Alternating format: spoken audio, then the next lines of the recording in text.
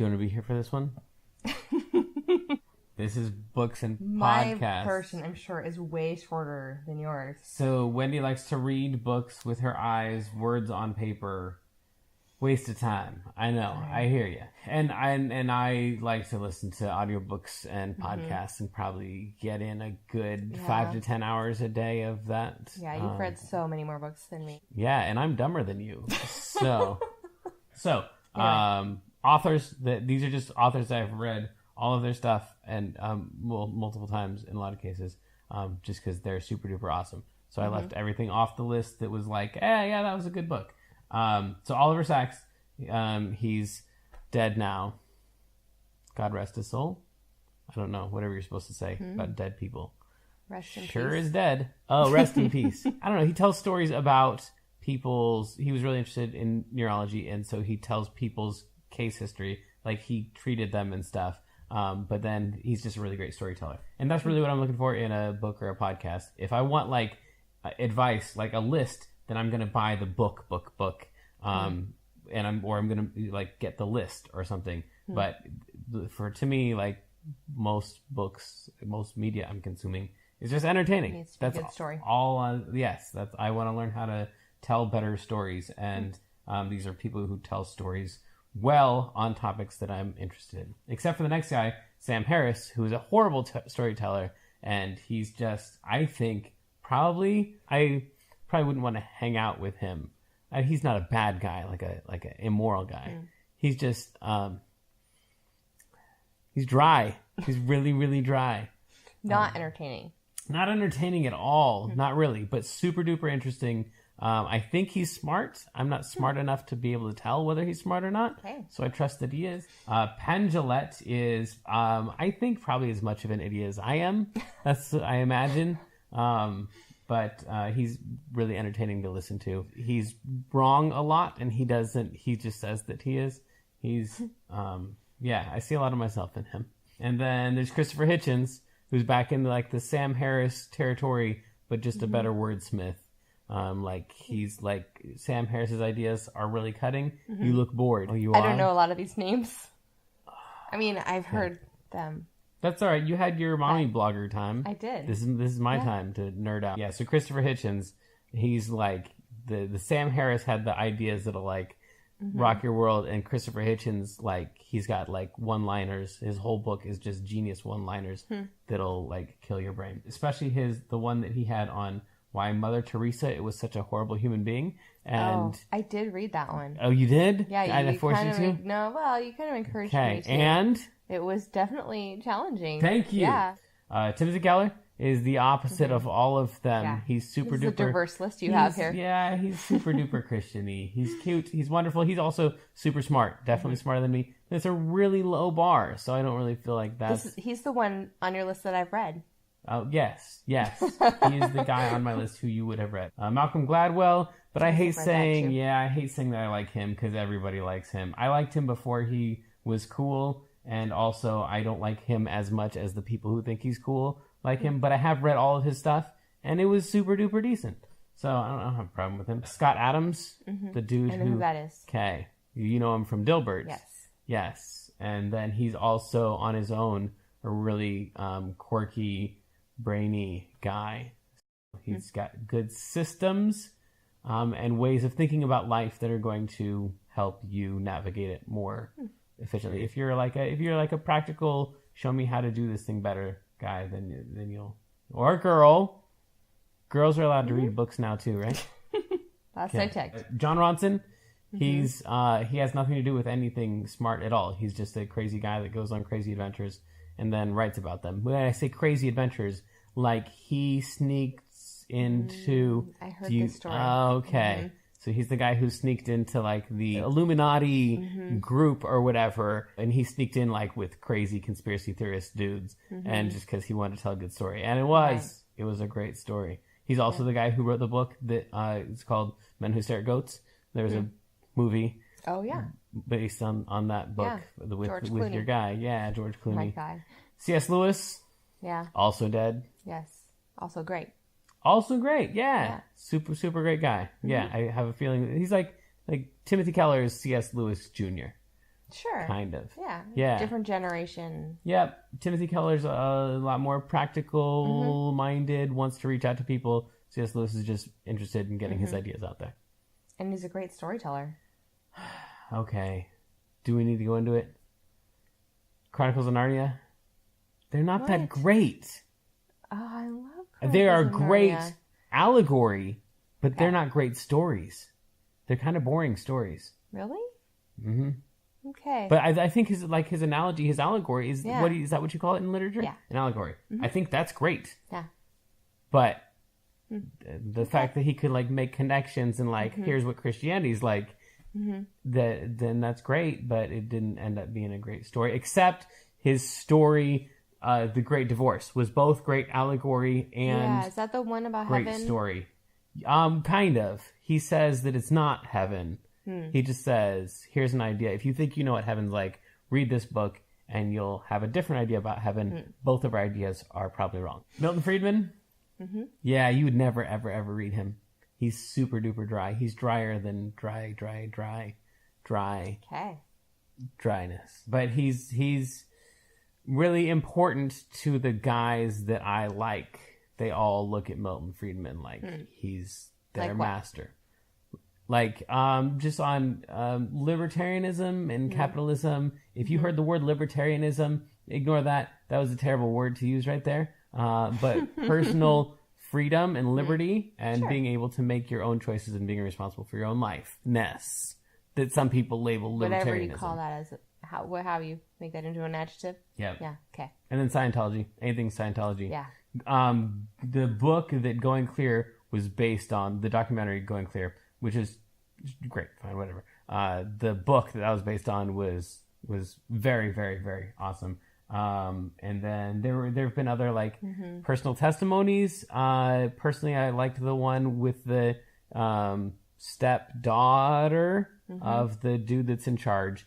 Jenna Miscavige. Yes, that book was very good. Crazy. Yeah, and then the dad one was supposed to be great, Ruthless, and it was. I mean, I put it on the list. It was all right, but it was mostly like him just lamenting his relationship with his son, which was sad and heartstring pulling, but it didn't like get into like here are the details of Scientology. I'm most interested in like how did it get to where it is, right? Because it's insane what it is, right? So like where did it come from? What were its roots? Sure. Who were the first people who believed in it, and how did they get to where they are?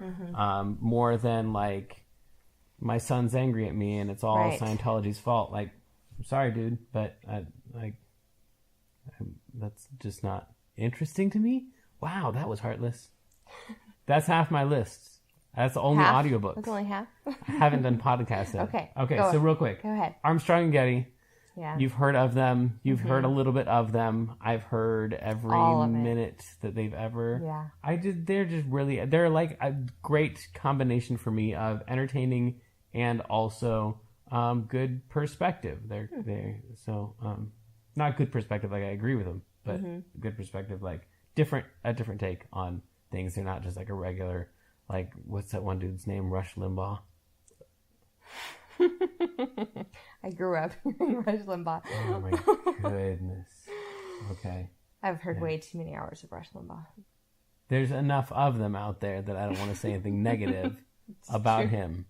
But I just find his approach more annoying than anything else. Yes. It's not so much what he's saying as how he's saying it. Yes. That's right. Yeah. Yeah. I only hate him the way that I hate Sean Hannity. Sure. Oops. We should move on before I alienate everybody else. Common Sense. Have you heard of that one? I think from you. Okay. So it's the same guy from Hardcore History. Okay. And which sounds really dirty, and it's not at all. Like it's the most PG podcast that there is, but he calls it Hardcore History, like hardcore, not like. Right. Okay. So Common Sense is just the political version of Hardcore History. Cool. Startup is about a startup. It's really great. Listen to it, or don't. Whatever. You're an adult. Make your own decisions. Then Waking Up is back to Sam Harris, and I love him with all of my heart. So, then there's Reply All, which is super duper entertaining. Not really that informative. What is it about? It's about the internet. which I know seems like a big topic, but they'll take some little corner of it and talk about how it got there and stuff. But it's some... That's the name, Reply All. Yes. Okay, gotcha. This is boring to me already, and I love these things, but I just can't hear this guy talk about his favorite audiobooks and podcasts anymore. Nobody cares, dude. Okay, so then there's Econ Talk, super duper dry, but if you liked the ones that had the libertarianism in them before, you're gonna love Econ Talk, which is not you. Serial and Criminal, those are ones that you and your friends will have heard of. They've got a chick lady that talks, and she's allowed to. She tells stories. Yeah, she's allowed to. Yeah, well, they let the ladies on the internet.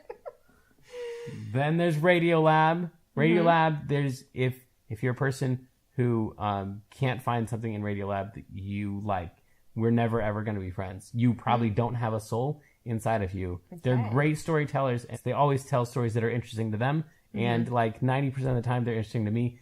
At least 1% of the time they're going to be interesting to you. And then Timothy Keller, he's got a podcast. It's like once every couple months they release an episode. Well, that's not the end. Uh-oh. I've got more to say about podcasts and audiobooks. Go. Okay, so there's these business podcasts that they have, which people like us are supposed to listen to, but they are just absolutely pointless because they're not entertaining, they're only informative, but then they feel like they need to fill up the time because they've got a podcast and they're like, well, this was only 3 minutes of information. 45 minutes. Right. And so then they just talk and talk and talk and talk and talk and talk and talk. Right. And that would get annoying for anybody. So instead, I just subscribe to their podcast. When one comes in, I go to the show notes and I just look at the things from the show notes, and then I delete the episodes because that's tricky. It's a hack. That's what it is. People in your terms, and then the same thing for the books. Of course, you can always just go to their bibliography. Usually, the people that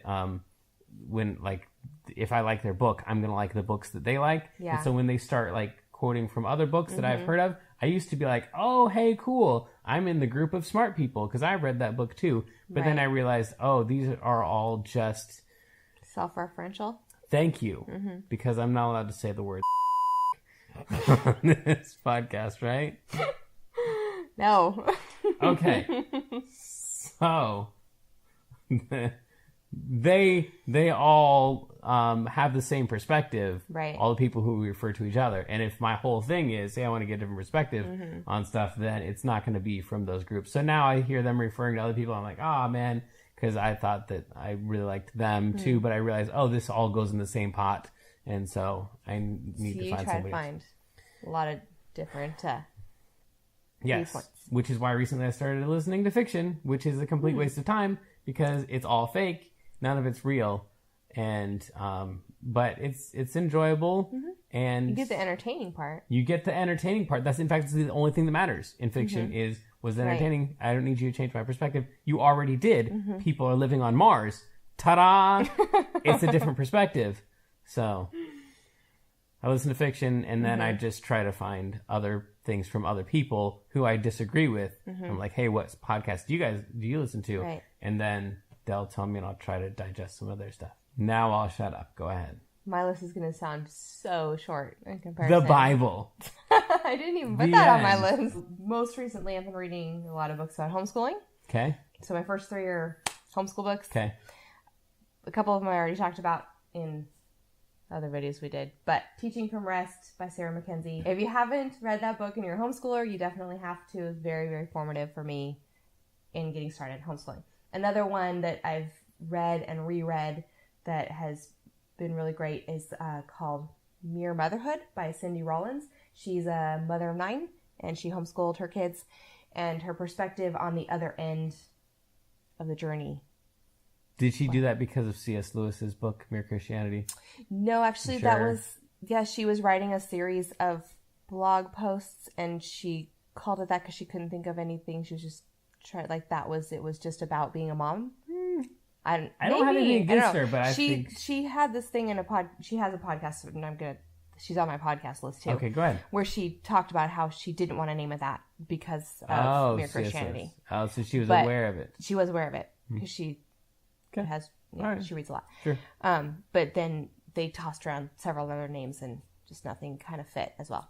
So anyway, the book is more of a memoir than a how-to, but her perspective of being on the other end of homeschooling and what she includes some of her kids' feedback to what was good to invest in and where their trials were is really valuable. I've got this book that I'm working on. It's about how to win friends and also to influence people. I don't know what to call it, and I don't want to call it that because I know people are going to think that I stole it, but nothing else is taking. Sorry, what's her name? Cindy Rollins. Cindy Rollins, I'm sorry. Yeah. I'm sure it's a great book. I've never read it. It is. And then the third one in that category is called Educating the Wholehearted Child. And this one, I have to say, I was really on the fence about reading through, and you probably remember me reading it and going, I don't know if I'm going to like this book, because the first section is very philosophical, and they're far more dogmatic about homeschooling than I feel comfortable with. Mm-hmm. So there was a lot of eye rolling in the first part of the book. They kind of skipped to the next part where they talk about methodologies, and that actually I really do appreciate. The way they approach education from a more learning through real world experiences, learning through real literature, relationships, that kind of thing. Just rip it in half throughout the first half, and then you got a good book. Yeah, exactly. Yeah, What's her name? It's by Clay and Sally Clarkson. Clay and Sally Clarkson. Did I say it right? It had a lot more clothes in it than I thought. Clay and Sally Clarkson. I'm sorry. I'm sure it's a great book. Yes. Books that are not about homeschooling, I haven't read very many of recently, but I have a couple that I remember reading long ago that were really impactful for me. One that I know is not a favorite of yours is You and Me Forever by Francis and Lisa Chan. Francis and Lisa Chan. I'm sorry. I'm sure it's a great book. It's a great book. They talk a lot about living life with an eternal perspective, and I just really appreciated the perspective of thinking about what your long-term goals are for your family and not just dealing with the day-to-day. But I actually like a lot of the stuff in Francis Chan's other book that one of the other ones I read. And another one, Captivating by John and Stacy. I'm sorry. John and Stacy Eldridge. He's the Wild at Heart guy. Yeah, this is the one for women. It's called Captivating.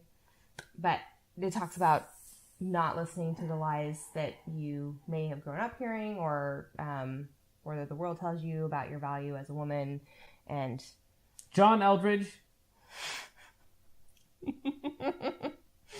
I came to one of your things and you didn't sign my book. Oh, that's right. I forgot that. So I probably like this book and I had nothing negative to say. But screw you. Oh, no, not that. I'm sorry. It hurt my heart that he wouldn't sign my book. So sorry. I remember that. That was a long time ago. It was a long time ago. Is he still alive? Probably. Okay. He's relatively young, I think. Not that much. Yeah. Anyway. John Eldridge's Estate. I'm sorry. I'm sure it's a great book. It was really formative for me in my early adulthood. So, books that are fiction that I can't wait to read to my kids. Mm-hmm. Little Women is on that list. Mostly because I feel like that is the world that we live in our household. We have a lot of Little Women, and the interactions between the kids in the book, they're constantly putting on plays and musicals and dancing and singing and the way they play together and the relationships they form. I'd probably really like it then. You would really like it. You'd cry. Okay. What? Yeah. You would. I never cry. You would cry. Don't tell them I cry. Anne of Green Gables. I can't wait. We named one of our kids after so I should probably read that one. Anything Jane Austen? I love Jane Austen. Oh, she's Pride and Prejudice. Pride and Prejudice. Oh, yeah. Yeah, okay. Yeah, and anything she wrote, honestly, she wrote a lot. Goes great with a cup of tea, I'm sure. So that's my book list. It's short. I know. That's the whole thing. Great job. Podcasts, again, mostly homeschool. Actually, I didn't start listening to podcasts until we started homeschooling. And then the very first podcast that I listened to, that's what got me into podcasts. I remember coming to the kitchen and I was listening to podcasts and like, podcast. what is happening here? The first one, Pam Barnhill is she kind of owns the homeschool podcast world. Really? Sort of. Barnhill? Pam Barnhill. Pam Barnhill. If you're learning about homeschool or thinking about homeschool or starting homeschool, start with Pam Barnhill because she's the one who will connect you to everybody else. She has a podcast called The Homeschool Snapshots. Okay. And that's the one that I listened to all of the episodes start to finish and found all of the other blogs that I currently love and follow. So Pam Barnhill likes you then you're going places. Yeah. Oh, Pam Barnhill. I love everything you put out. I've read it all right up there with the Bible. That's what I think. So that's the one I started with. Read Aloud Revival.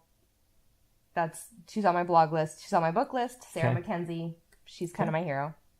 She's awesome. She has 6 kids.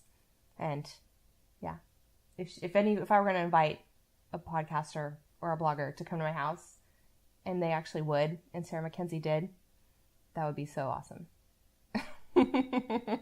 She'd be the one. You know who I would invite? Who? John Eldridge, but he wouldn't come. The Homeschool Sisters, which is Kara S. Anderson. She's on my blog list. Remember? She's the SarahSAnderson.com. I love her, whatever she does. So and Pam Barnhill. Karen Barnhill. Kara S. Anderson. No, what's Anderson. The Barnhill? Pam. Pam Barnhill. Pam. Yeah. Love Pam. Sorry. Go ahead. So Kara Anderson and Kate, whose last name I can't remember, but she blogs at mylittlepoppies.com. And they do a podcast together. Not about the drug. No. It's about like flowers. The flowers. Did you know that you get opium from cutting the poppy flowers and then the sap that leaks out? You crystallize that and that's opium. That's heroin. Really? Yeah. Okay. I did not know that. That's why you come to Crazy Blessed Adventures. The last one on my list is actually they're not making new episodes, but the podcast is still there, and they do put up their best of episodes frequently. And it's Homeschooling in Real Life. It's Kendra and I can't remember her husband's first name because he goes by his last name Fletcher. So Kendra Fletcher, who blogs at Preschoolers in Peace. It's a mom and a dad that both do it together? Kendra and Fletcher. That's a terrible idea. Who would listen to that? Me. But they talk about the real life things that not necessarily every homeschool podcast or homeschool convention will bring up. Like what? More controversial topics. Like what? They talk about talking to your kids about. They talk about the reasons why not to homeschool. They have like a series of episodes that's all about why not to homeschool, all the different reasons, and they address each of those. They're the ones who say every child every year. Okay. So there's that. You're assuming that people have listened to more than one episode of what we're doing. That's true. To refer to the others. It was a thing from a thing. It was a thing. They were the last ones on my list, and that's one that... Oh, you know what? I forgot. Cindy Rollins. I said I was going to talk about her. There was one more. She does podcasts at the Mason Jar. Oh, it's called the Mason Jar? It's called the Mason Jar. Okay. Yeah. But it's Seems because super trendy. The whole Charlotte Mason homeschool movement, she homeschooled from a very Charlotte Mason approach.